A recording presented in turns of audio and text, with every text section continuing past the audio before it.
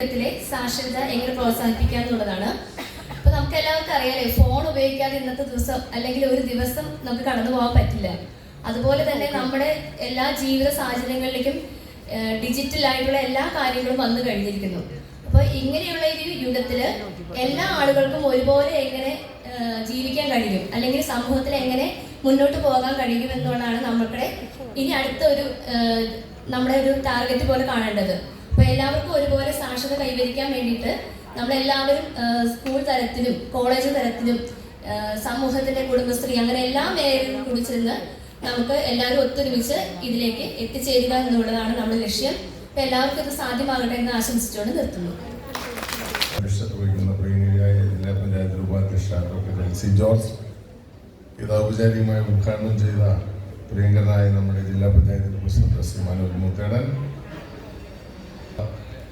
ഒട്ടനവധി ചെറുപ്പക്കാരായാലും പ്രായമായ ആളുകളായാലും നമ്മുടെയൊക്കെ സമൂഹത്തിലുണ്ട്. വളരെ പ്രയാസകരമായി അവരുടെയൊക്കെ പഠനകാലത്ത് അവർക്ക് പഠിക്കണമെന്നുണ്ട്, പക്ഷെ വീട്ടിലെ കുടുംബത്തിലെ പ്രശ്നങ്ങൾ, ജീവിത സാഹചര്യങ്ങൾ, സഹോദരിമാരെ കെട്ടിച്ചേക്കാൻ, എനിക്ക് 6 സഹോദരിമാരുണ്ടായിരുന്നു, എനിക്ക് അനുഭവമുണ്ട്, ഞാൻ അതുകൊണ്ട് പറയാൻ കാരണം. അപ്പോൾ നമ്മൾ പഠിക്കുന്ന കാലഘട്ടത്തിൽ നമുക്ക് പഠിക്കണമെന്ന് താല്പര്യമുണ്ട്, പക്ഷേ നമുക്ക് സഹോദരിമാരുണ്ട്, അവരുടെ വിവാഹം കഴിച്ചേക്കണം, അതിനിടയ്ക്ക് ലോൺ ഉണ്ടാവും. അപ്പോൾ എല്ലാം ചിലപ്പോൾ മാതാപിതാക്കൾ രണ്ടുപേരുണ്ടെങ്കിൽ ചിലപ്പോൾ മാതാവിന് കുടുംബിനിയായിരിക്കും, പിതാവ് എന്തെങ്കിലും ബിസിനസ് ജോലിയായിരിക്കും, പിതാവ് സുഖമില്ലാത്ത സാഹചര്യം വരും. അപ്പൊ സ്വാഭാവികമായി പഠനകാലത്ത് നമുക്ക് പഠിക്കാൻ പറ്റാത്ത സാഹചര്യം ഉണ്ടായി. അപ്പൊ തീർച്ചയായിട്ടും അവർക്കൊക്കെ വലിയൊരു ആശ്വാസമാണ് തുടർ സാക്ഷരത വിദ്യാഭ്യാസം. ഇവിടെ എനിക്കറിയാവുന്ന ഒത്തിരി ആളുകൾ, ഷൈൻ ചേച്ചി, എലിയാസ് ഉൾപ്പെടെ ഒരുപാട് പേര്, ഇവിടെ നമ്മുടെ ഒരുപാട് സുഹൃത്തുക്കളൊക്കെ എനിക്കിവിടെ ഉണ്ട്, നമ്മളറിയാവുന്ന ആളുകൾ, എൻ്റെ നാട്ടുകാരനൊക്കെ. അപ്പൊ ഞാനിത് പറയാൻ കാരണം അവരൊക്കെ താഴെത്തട്ടിൽ സാധാരണക്കാരായ, ചിലപ്പോൾ നിങ്ങളെല്ലാവരും, ഞാൻ അവരെ മാത്രം എക്സാമ്പിൾ പറയുന്നുള്ളൂ, സാധാരണക്കാരായ ജനങ്ങളുടെ ഇടയിൽ നിന്നും പ്രവർത്തിച്ചു വന്ന ആളുകളാണ്. നമ്മുടെ ജില്ലാ പഞ്ചായത്ത് പ്രസിഡന്റ് പറഞ്ഞു, നിങ്ങളൊക്കെ മത്സരരംഗത്തേക്കൊന്നും പറഞ്ഞ് ഇടിയാവുന്നു. അദ്ദേഹം തമാശ പറഞ്ഞാണ്, അദ്ദേഹം തന്നെ പറഞ്ഞു തിരുത്തി. കാരണം ഏറ്റവും കൂടുതൽ സാധാരണക്കാരായ ജനങ്ങളുമായി ബന്ധപ്പെട്ടിരിക്കുന്നത് നിങ്ങളാണ്, തർക്കം വേണ്ട. അപ്പോ നിങ്ങൾക്ക് മത്സരിക്കാനുള്ള അവസരം ഉണ്ടെങ്കിൽ ഏത് പാർട്ടിയിലായാലും അവിടെ ഇടിയുണ്ടാക്കണ്ട. ഇപ്പൊ എല്ലാ പാർട്ടിയിലും വല്ല പ്രശ്നമാണ്, സീറ്റ് വന്നു കഴിഞ്ഞാലേ പ്രസിഡന്റ് മത്സരിക്കാനേ താല്പര്യം ഉണ്ടെങ്കിൽ നേരത്തെ മേഖലകൾ മാത്രമല്ല, അത് നമ്മുടെ പൊതുജീവിതത്തിലും പൊതുസമൂഹത്തിലും എല്ലാവർക്കും നമുക്കൊരു വെളിച്ചമായി മാറേണ്ട കാര്യമാണ്. അപ്പൊ പഞ്ചായത്ത് മെമ്പർ, ജനപ്രതിനിധി എന്ന് പറഞ്ഞാൽ നമ്മളൊക്കെ വെളിച്ചമായി മാറേണ്ട ആളുകളാണ്. പലർക്കും ചില ധാരണയുണ്ട്, പലരും ധാരണ എന്ന് വെച്ച് കഴിഞ്ഞാൽ ജനപ്രതി ആയാൽ പിന്നെ അവന്റെ കാര്യം രക്ഷപ്പെട്ടു. പലപ്പോഴും ജനപ്രതികളുടെ ഉള്ളിലെ ആന്തൽ, ആ പ്രയാസങ്ങൾ പലരും മനസ്സിലാക്കുന്നില്ല. അവർക്ക് കിട്ടുന്ന ഓണറേറിയം നമുക്കറിയാം. ഇപ്പൊ ഞങ്ങൾക്ക്, എന്നെ സംബന്ധിച്ച് ഞങ്ങൾക്ക് ആ പ്രയാസങ്ങൾ നിങ്ങൾ അനുഭവിച്ചുകൊണ്ടാണ് നിങ്ങൾ ഇവരെയൊക്കെ പഠിപ്പിക്കാനായിട്ട് എല്ലാം മറന്നുകൊണ്ട് നിങ്ങളുടെ സമയമൊക്കെ മാറ്റി വെച്ചുകൊണ്ട്, ഏതായാലും തീർച്ചയായിട്ടും ഈ സാക്ഷരതാ ദിനത്തിൽ നിങ്ങളുടെ മുക്തകണ്ഠം ഞാൻ അതിനെ അഭിനന്ദിക്കുകയാണ്. അതോടൊപ്പം തന്നെ ഈ തുടർ വിദ്യാഭ്യാസ പദ്ധതിയുടെ, സാക്ഷരതാ തുടർ വിദ്യാഭ്യാസ പദ്ധതിയുടെ ഔപചാരികമായ ഈ വർഷത്തെ ഉദ്ഘാടനം നടത്തിയതായി അറിയിച്ചുകൊണ്ട് എല്ലാവർക്കും തിരുവോണാശംസകൾ നേർന്നുകൊണ്ട് നിർത്തുന്നു. നമസ്കാരം ചെയ്യും.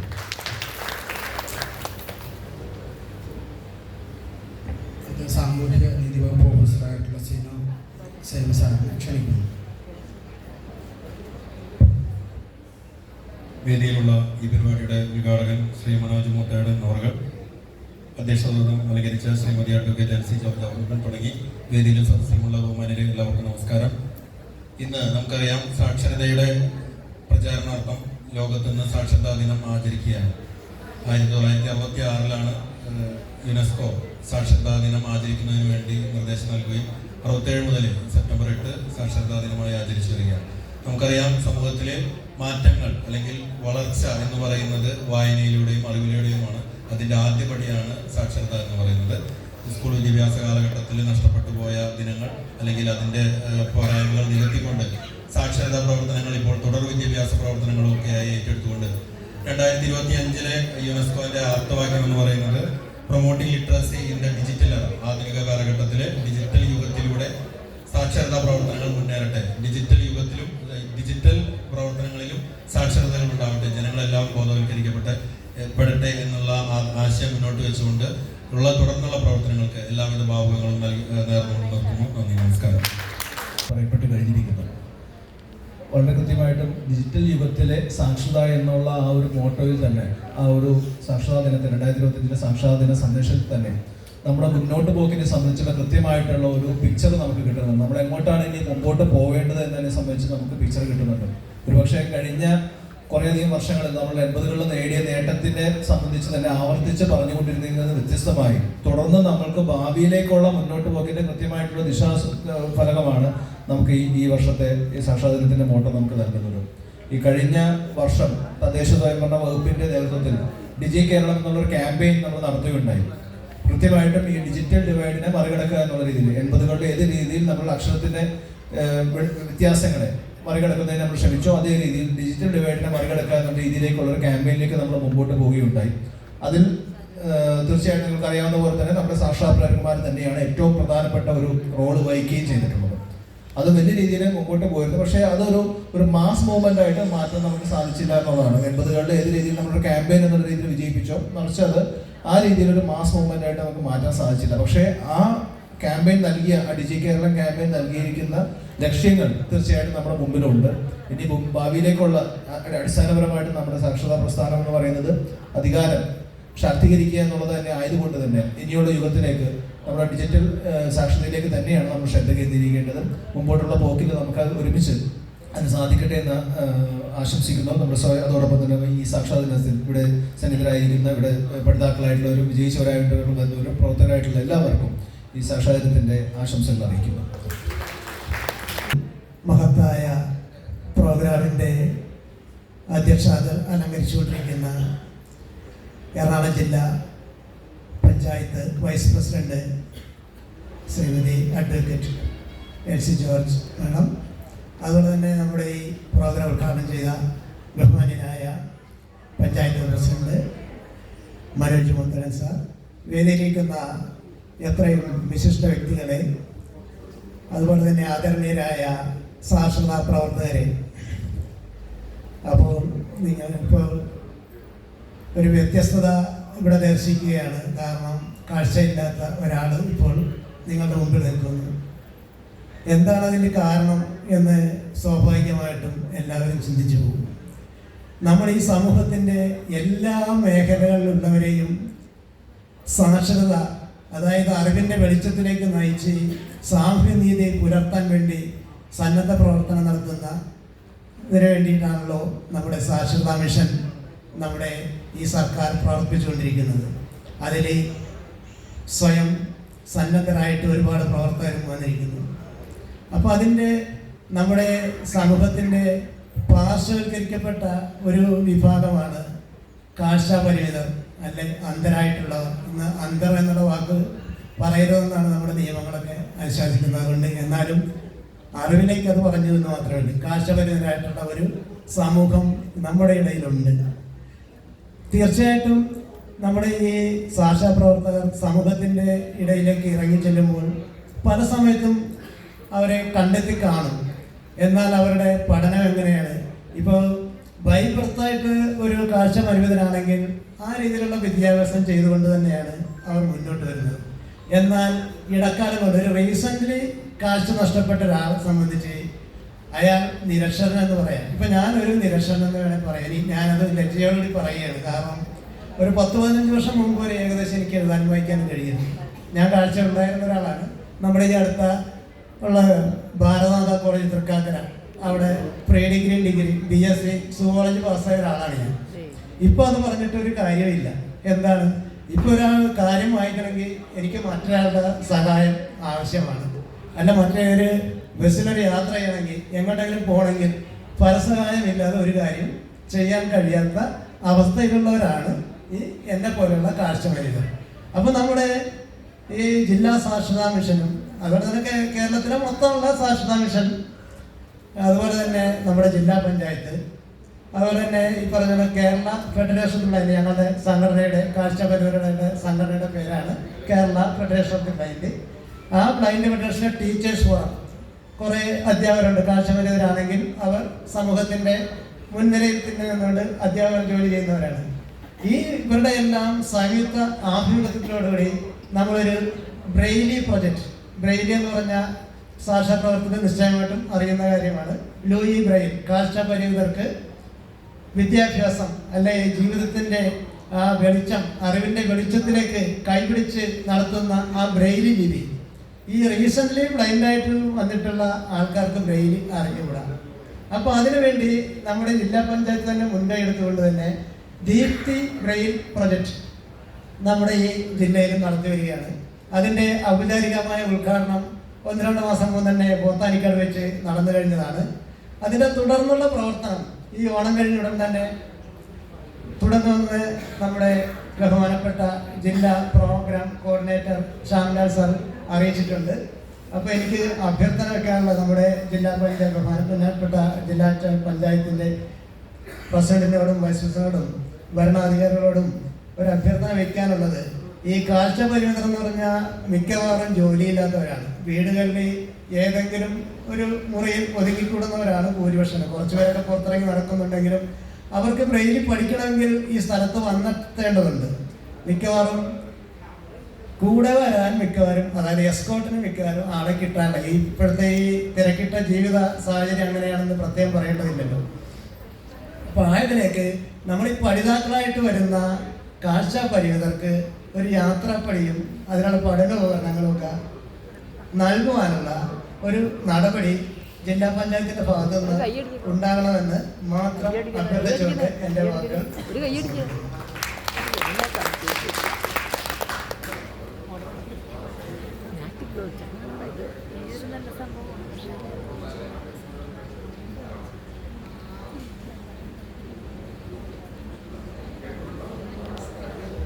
മാരെ പ്രതിനിധീകരിച്ചാണ് ഞാനിപ്പോൾ ഈ സദസ്സിൽ മുമ്പാകെ സംസാരിക്കുന്നത്.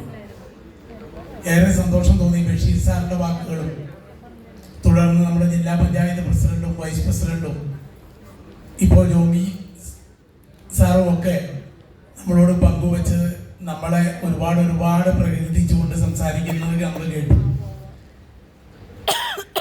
25 വർഷത്തിനിടയിൽ ഒരുപാട് ആളുകളുമായി ഇടപഴകാൻ ഞങ്ങൾക്ക് കഴിഞ്ഞിട്ടുണ്ട്.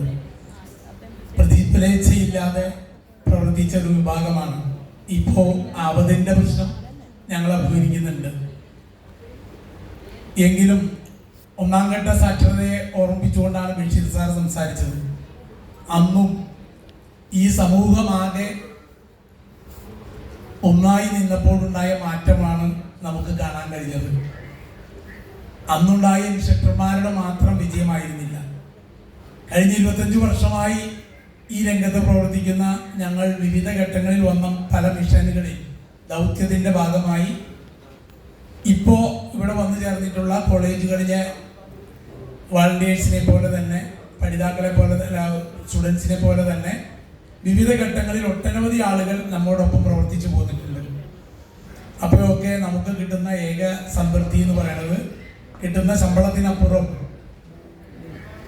ഇപ്പോൾ ഇവിടെ ആദരിക്കപ്പെട്ട അമ്മച്ചിമാരുടെ അവരുടെ വിദ്യാഭ്യാസത്തിലേക്ക് കൊണ്ടുവരും ആശ്വാസം മാത്രമായിരുന്നു. തീർച്ചയായും ഞങ്ങൾക്കേറെ പ്രതീക്ഷയാണ് ജില്ലാ പഞ്ചായത്തുമായി ബന്ധപ്പെട്ടുള്ളത്. ജില്ലാ പഞ്ചായത്തിൻ്റെ പ്രസിഡന്റും അതുപോലെ തന്നെ ശാന്തി കമ്മിറ്റി ചെയർമാന്മാരും അതുപോലെ വൈസ് ചെയർമാന്മാരും ഒക്കെ ഇടപെട്ടുകൊണ്ട് തുടർച്ചയായി കഴിഞ്ഞ 4 വർഷവും ഞങ്ങൾ നന്നായി പ്രോത്സാഹിപ്പിച്ചിട്ടുണ്ട്. അതിന് അവരെ നന്ദി അറിയിക്കുകയാണ്. ഒപ്പം തന്നെ സർക്കാരിൻ്റെ ഭാഗത്തു നിന്നും മിഷനോട് പ്രേരകന്മാരുടെ വേതന വർധനവിൻ്റെ ശുപാർശയും ആവശ്യപ്പെട്ടിട്ടുണ്ട് എന്നതുകൊണ്ടും ഞങ്ങളുടെ ആവശ്യങ്ങളിലും ജില്ലാ പഞ്ചായത്തിൻ്റെയും മിഷൻ്റെയും ചില അധികാരികളുടെയും ഒക്കെ ശ്രദ്ധയും ഒക്കെ ഉണ്ടാകണമെന്ന് മാത്രം സൂചിപ്പിച്ചുകൊണ്ട് ഈ പരിപാടിക്ക് എല്ലാവിധ ഭാവുകങ്ങളും അറിയിക്കുന്നു. അഭിവാദനങ്ങൾ. അല്ലാതെ എന്നിൽ നിക്ഷിപ്തമായ കർത്തവ്യത്തിലേക്ക് കടക്കുന്നു. നിയമത്തിൻ്റെ അറിവ് എന്നത് സാക്ഷരത പ്രേരക് എന്നുള്ള നിങ്ങളെ ഞാൻ പറഞ്ഞ് മനസ്സിലാക്കേണ്ട കാര്യമില്ല എന്നെനിക്കറിയാം. ഒരുപാട് വിശദമായി നമുക്ക് ഇതിലേക്ക് കടക്കാനുള്ള സമയമോ സാവകാശമോ ഇല്ല എന്നുള്ള നിലയ്ക്കും നിങ്ങൾക്ക് ഭക്ഷണം കഴിക്കുവാനുള്ള അതിയായ ആഗ്രഹം ഉണ്ട് എന്നുള്ള നിലയ്ക്കും വളരെ സംക്ഷിപ്തമായി മാത്രം ഒന്ന് പറഞ്ഞുകൊള്ളട്ടെ. ഇപ്പോൾ സാക്ഷരതാ മിഷന്റെ ഭാഗമായി പ്രായം ഏറിയിട്ട് പോലും വിദ്യാഭ്യാസം നേടാൻ ഉള്ളത് പോലും നിങ്ങളുടെ അവകാശമാണ്. അപ്പോൾ നിയമപരമായിട്ടുള്ള അവകാശമാണ്. അത് ആദ്യത്തെ പാഠം. ഇനി നിങ്ങൾക്ക് എന്തുകൊണ്ട് നിയമ അവബോധം കുറച്ചുകൂടെ ആയാൽ അത് സമൂഹത്തെ ഒട്ടാകെ ഉപകരിക്കും എന്നുള്ളത് മനസ്സിലാകുന്നത്, നിങ്ങളുടെ റോൾ എന്താണ്, നിങ്ങൾ എന്ത് റോളാണ് സമൂഹത്തിൽ നിർവഹിക്കുന്നത് എന്ന് കുറച്ചുകൂടെ നമുക്ക് ബോധ്യമായാൽ അത് ഉപയോഗിച്ച് നമ്മൾക്ക് നിയമ അവബോധം സമൂഹത്തിൽ തന്നെ വളർത്തിയെടുക്കാൻ കഴിയും എന്നുള്ളതുകൊണ്ടാണ്. ഇനി വളരെ സംക്ഷിപ്തമായി പറഞ്ഞു പോകുമ്പോൾ, നിങ്ങൾക്ക് എന്നോട് സഹകരിക്കാമെങ്കിൽ, നിങ്ങൾക്ക് പറയുന്നതിൽ ബുദ്ധിമുട്ടില്ലെങ്കിൽ ഞാൻ ചോദിക്കുന്ന ചോദ്യത്തിന് ചെറിയൊരു ഉത്തരങ്ങൾ തന്നാൽ നമുക്ക് എത്രമാത്രം അവബോധം ഇപ്പോൾ ഉണ്ട് എന്നും എത്രമാത്രം ആവശ്യമുണ്ട് എന്ന് മാത്രം മനസ്സിലാക്കി പിരിയാം. ഒരു കുഞ്ഞ് ഗർഭത്തിൽ ഉരുവായാൽ ആ കുഞ്ഞിന് ജീവിക്കാൻ അവകാശമുണ്ടോ? ഉണ്ടോ? എന്നാൽ ഇന്ന് നിയമത്തിൽ അബോർഷൻ എന്നത് ഒരു സ്ത്രീയുടെ അവകാശമാണ്. അത് എത്ര ആഴ്ച വരെ, എത്ര ആഴ്ച ഗർഭം ഉള്ളത് വരെ അതൊരു അവകാശമായി തുടരുന്നു. ഗർഭഛിദ്രം ചെയ്യാൻ 6 ആഴ്ച, 20 മാസം, അല്ല 20 ആഴ്ച. അതെന്തുകൊണ്ടാണെന്ന് വെച്ചാൽ മെഡിക്കലി അപ് ടു 20 വീക്സ് ആ ഭ്രൂണത്തിന് കാര്യമായി കാര്യങ്ങൾ മനസ്സിലാക്കാനോ അല്ലെങ്കിൽ അതിന് ചിന്തിക്കാനോ ഗ്രഹിക്കാനോ ഒന്നും കഴിവില്ല എന്നാണ് പഠനങ്ങൾ പറയുന്നത്. അതുകൊണ്ട് മാതാവിന്റെ ആരോഗ്യം സംരക്ഷിക്കാൻ വേണ്ടി ഭ്രൂണഹത്യ, അതായത് ഭ്രൂണഹത്യ എന്ന് പറയുമ്പോൾ അത് ഇൻഫെന്റിസൈഡ് എന്നുള്ള അർത്ഥമുണ്ട്, എന്നാൽ അബോർഷൻ അതിന് പ്രയോജനപ്പെടുത്താം എന്നാണ് പറയുന്നത്. അപ്പൊ ഞാനിത് പറയാൻ കാര്യം എന്തുകൊണ്ടാണെന്ന് വെച്ചാൽ, നിങ്ങൾ ഒരുപാട് കാര്യങ്ങൾക്കായി പലരെയും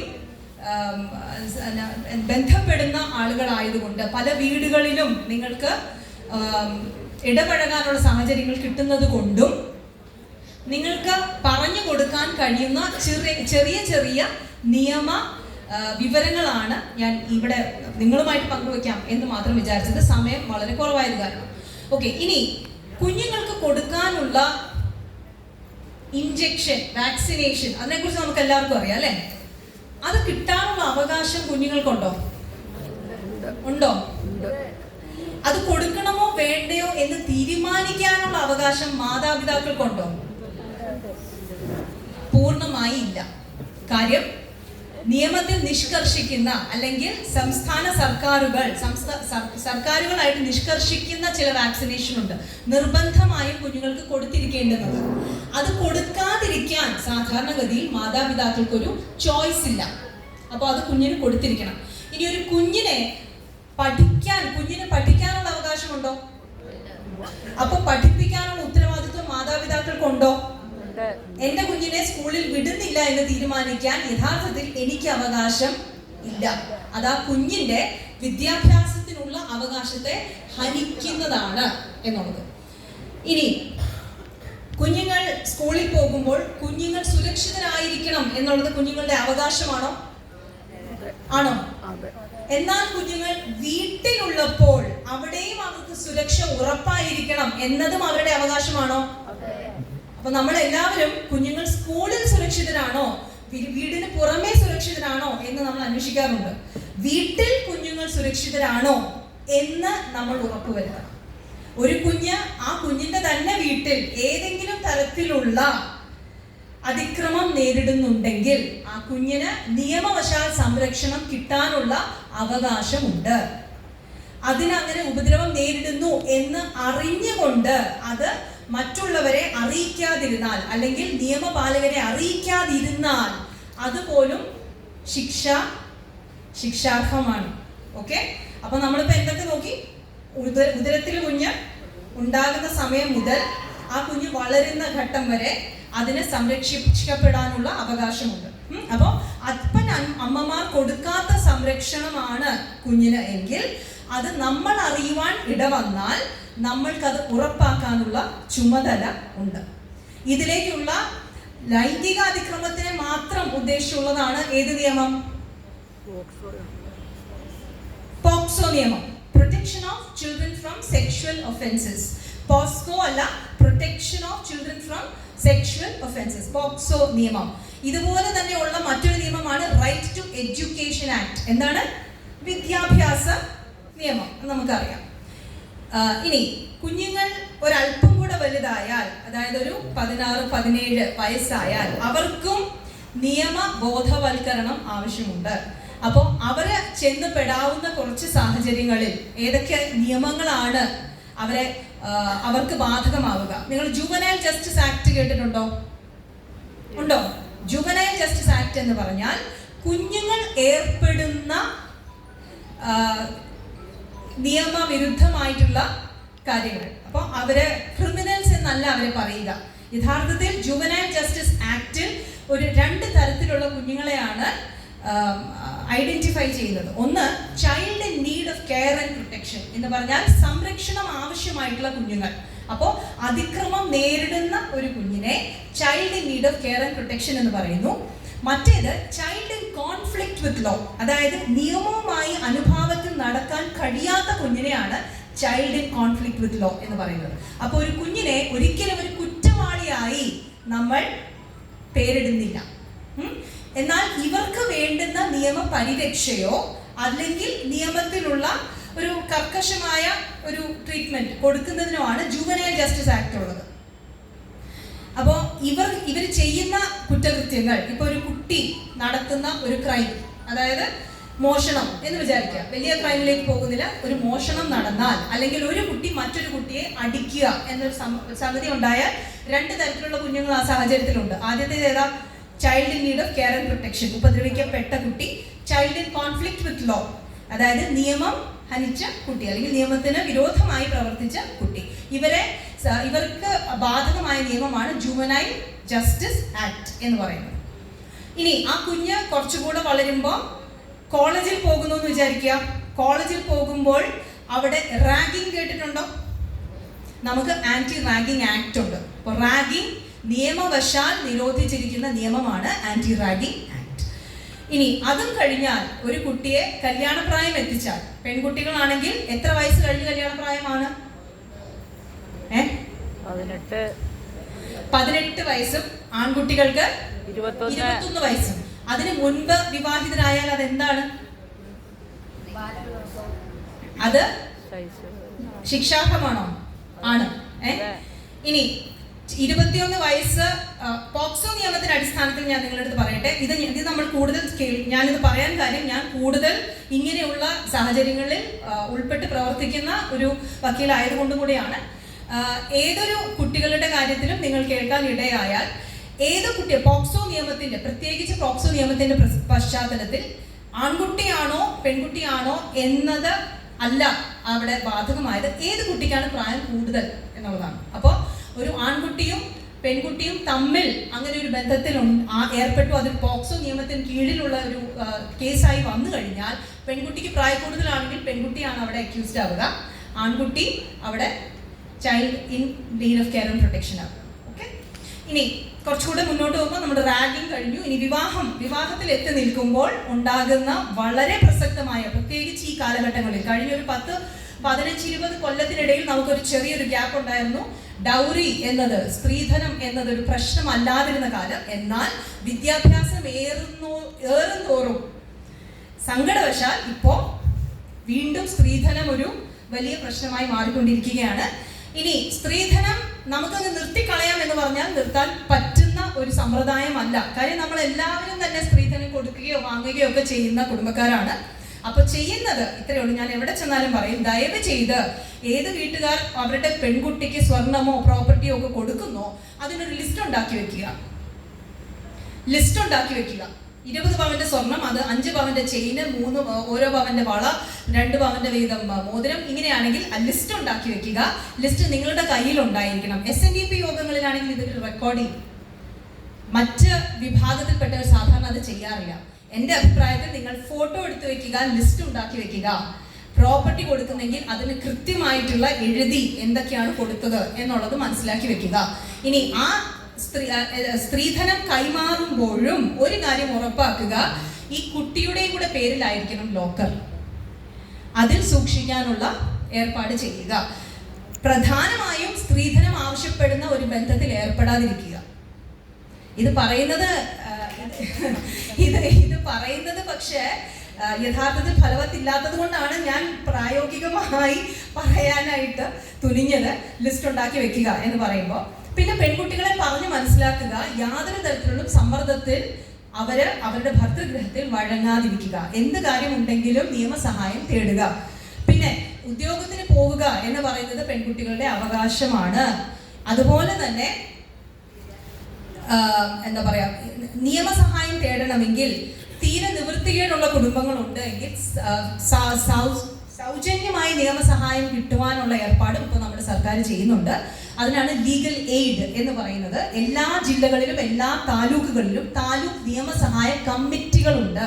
അവിടെ ചെന്ന് നമ്മുടെ പ്രശ്നം പറഞ്ഞാൽ നിയമസഹായം വേണമെങ്കിൽ സൗജന്യമായി നിങ്ങളുടെ കേസ് നടത്തുവാൻ തക്കവണ്ണം വക്കീലന്മാരെ ഏർപ്പാടാക്കി തരാനുള്ള സംവിധാനം താലൂക്ക് ലീഗൽ സർവീസസ് കമ്മിറ്റികളിലുണ്ട്. ജില്ലാ നിയമസഹായ സമിതികളിലും ഇത് ഉണ്ട്. പിന്നെ കുറച്ചുകൂടെ പ്രായമായി കഴിഞ്ഞാൽ ഇനി വിവാഹ ബന്ധങ്ങളിലുള്ള പ്രശ്നങ്ങളെ കുറിച്ച് പറയുമ്പോൾ എൻ്റെ അടുത്ത് DV ആക്ടിനെ കുറിച്ച് സംസാരിക്കാനാണ് യഥാർത്ഥത്തിൽ ശ്രീജ പറഞ്ഞിരുന്നത്. DV ആക്ട് എന്ന് പറയുന്നത് protection of women from domestic violence act ആണ്. ഗാർഹിക പീഡനത്തിൽ നിന്ന് സ്ത്രീകൾക്ക് കിട്ടേണ്ടുന്ന സംരക്ഷണത്തിനെ കുറിച്ചുള്ള ആക്ടിനെയാണ് DV ആക്ട് എന്ന് ഞങ്ങൾ സംക്ഷിപ്തമായി പറയുന്നത്. അത് പ്രകാരം യഥാർത്ഥത്തിൽ പല വീടുകളിലും ഗാർഹിക പീഡനം ഉണ്ടാകുന്ന സാഹചര്യത്തിൽ വീട് ഉപേക്ഷിച്ച് പോകേണ്ടുന്ന സ്ത്രീകൾ ഉണ്ടാകുന്നു. എന്നാൽ സ്ത്രീകൾക്ക് അവരുടെ വീട്ടിൽ സുരക്ഷിതമായി കഴിഞ്ഞു പോകാനുള്ള ഓർഡർ മജിസ്ട്രേറ്റ് കോടതിയിൽ നിന്ന് ലഭിക്കാനുള്ള സാഹചര്യം ഒരുക്കുന്നതാണ്